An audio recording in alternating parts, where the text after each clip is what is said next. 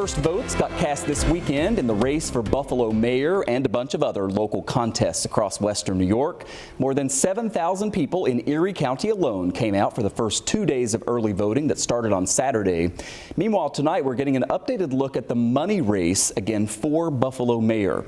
Financial disclosures were due on Friday, covering campaign finance, fundraising, and expenses since September 30th. Now, over that about 3.5-week period, you can see there what the candidates raised, what they spent, and how much money they have on hand. We should point out Republican James Gardner's massive money advantage that you can see there is thanks mostly to his own contributions to his campaign.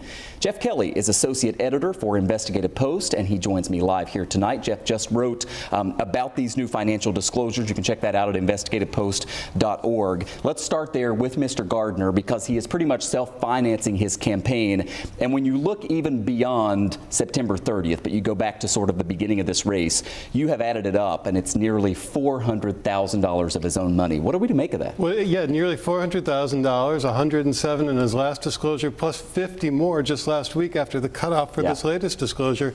He's on pace to spend about $500,000 on this race before next Tuesday, which is about the same as he spent, again, out of his own pocket last year when he ran for Erie County District Attorney.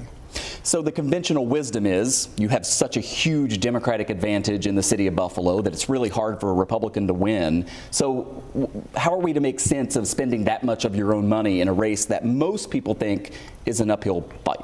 Well, it is an uphill fight, and frankly, that's the only way for Gardner to make an impact in this election, because as you point out, Democrats comprise about 2/3 of the electorate. They outnumber Republicans and conservatives, those are Gardner's two party lines, 6-1 in the city. So, and he doesn't have great name recognition before this race begins, so at least not in the city, so he has to spend money to get his name out there to have even a fighting chance. I reached out to the campaigns today to give them a chance to sort of respond to these new financial disclosures.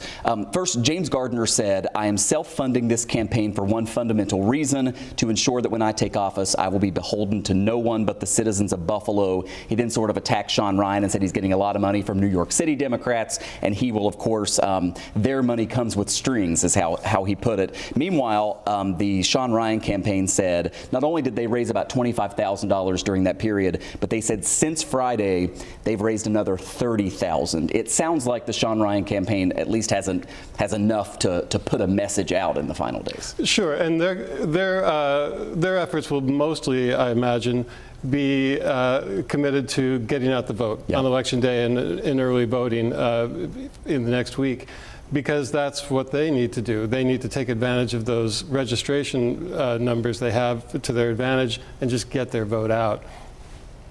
And then we also saw a video there. Michael Gaynor is the independent candidate who's in the race. He didn't raise a lot of money here. I reached out to him for a comment but did not get a written statement.